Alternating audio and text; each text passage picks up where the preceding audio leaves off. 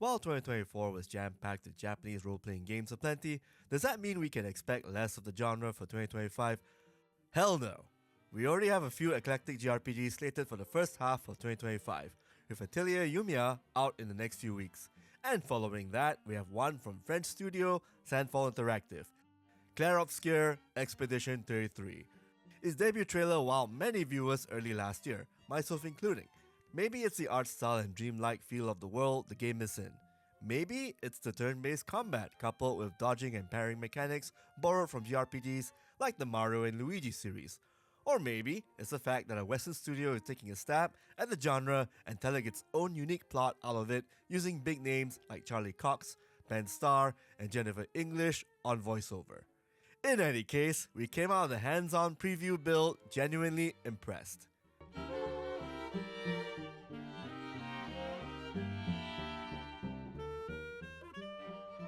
Our preview build had us exploring the first 3 hours of the game, where we played as Gustav, a lost member of the titular Expedition 33, as he has to find his missing members and find out how to deal with the game's adversary, the Painter.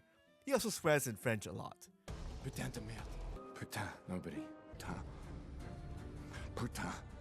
In true JRPG fashion, companions are found, story bits are dished out vaguely with all of it making sense as you progress further, and new battle scenarios are experienced, giving us ample time to get a sense of the combat, the tough bosses, and how to get ahead with your dodges and parries.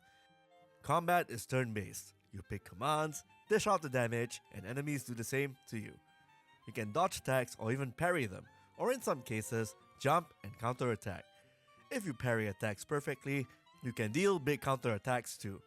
Your actions and successful dodges/parries net you action points, which you cash out using either skills or the aim option.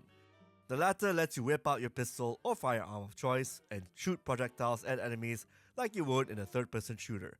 While these deal little damage, these are useful in getting rid of enemy armor that tank hits of all kinds and damage values, and also deal damage to flying enemies.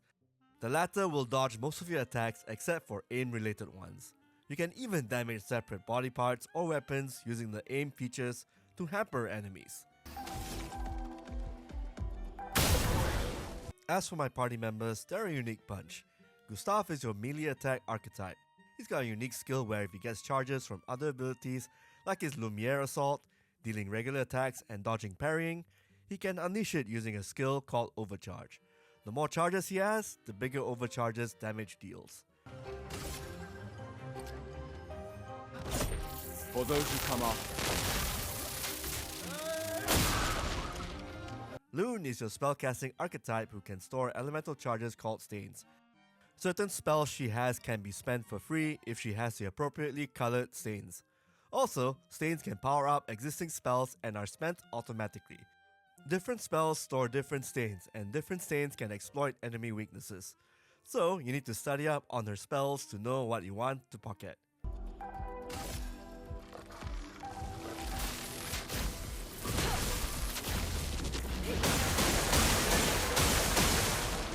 Mael is an agile fencer who can go into different stances depending on the attacks she pulls off.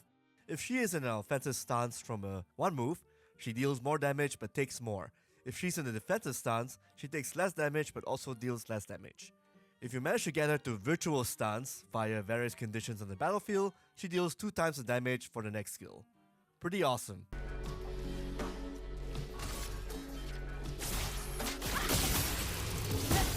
These party members already show off loads of synergy off each other, and with enough practice on the dungeons I'm in, I managed to get the hang of combat.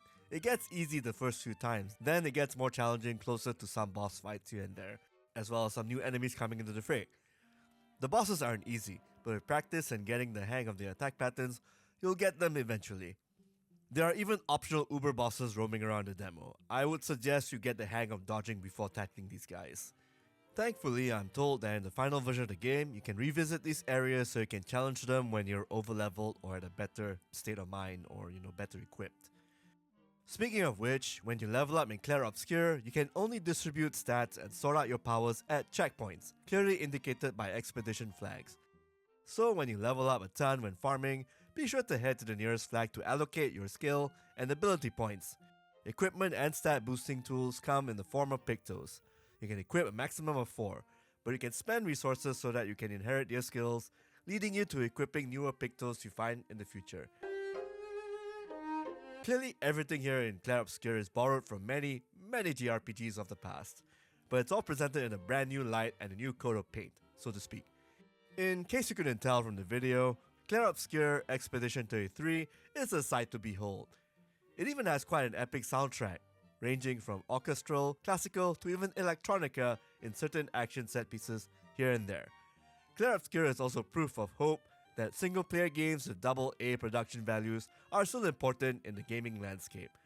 We will cap off the rest of this video with an epic boss fight to hopefully sell you in on the idea that JRPGs can be made by any company, regardless of country, as long as they're talented. And Sandfall clearly has shown that they're capable so far. Clair Obscur Expedition 33 will be out in 24th April for PC, Xbox Series, and PlayStation 5. If you love videos and features like these, do subscribe to our channel Kakuchopurei to get notified for some gaming goodness, anime nonsense, and everything in between. See you and enjoy the rest of this hands-on preview.